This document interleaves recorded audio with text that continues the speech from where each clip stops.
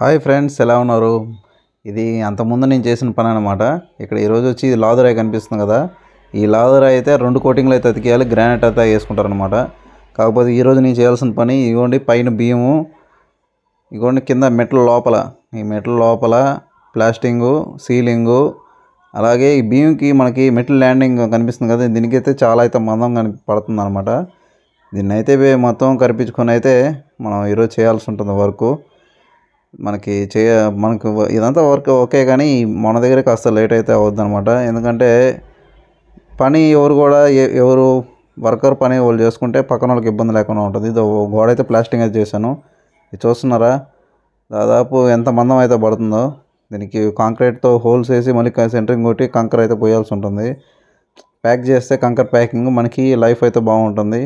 కానీ నేను వాళ్ళు చెప్తే వద్దు, నార్మల్గా చేసేయమన్నారు. కానీ ఏం చేస్తాం, మన పని అయితే డైరెక్ట్ పని అయితే మనం చేసుకోవచ్చు నీట్గా. ఇంకా వాళ్ళు చెప్పినట్టు వినాల్సిందే తప్పదు.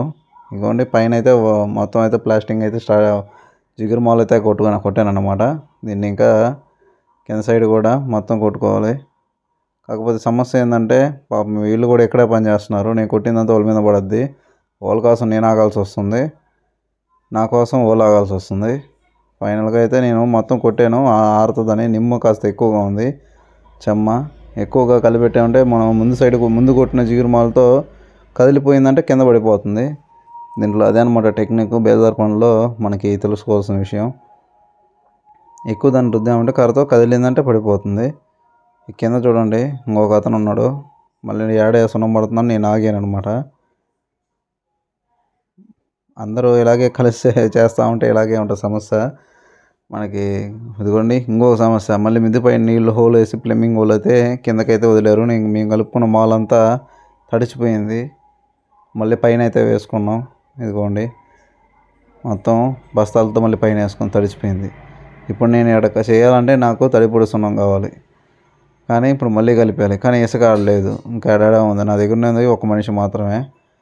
ఇదిగోండి ఫైనల్గా అయితే నేను దీంట్లో సగం భాగం అయితే మెత్తేసాను, ముక్కల భాగం ఆల్మోస్ట్. అంటే నేను ఇప్పుడు ఒకరోజు చేయాలంటే దీని దగ్గరే నేను టైం వేస్ట్ చేశానంటే నాకు ఇంకో పని అవ్వదు. అందుకని ఇవన్నీ ఫినిషింగ్ చేసేసాను. ఇదిగోండి ఇవన్నీ ఫినిషింగ్ చేసేసి వీటిని అయితే నేను రఫ్గా అయితే మెత్తేసాను అనమాట. అప్పుడు మనకేమవుతుందంటే పక్క రోజు ఎవరు చేసినా సరే కాస్త సులువుగా ఉంటుంది. దీని దగ్గర నేను పూర్తి చేస్తే అయిపోతుంది, కాకపోతే టైం దీని దగ్గరే కేటాయాల్సి ఉంటుంది అనమాట. టైం అంతా ఎందుకు వేస్ట్ అని చెప్పి, టైం వేస్ట్ చేయడం అని చెప్పి కాస్త అయితే దీన్ని అన్ని మొదలు కరిపించేసాను.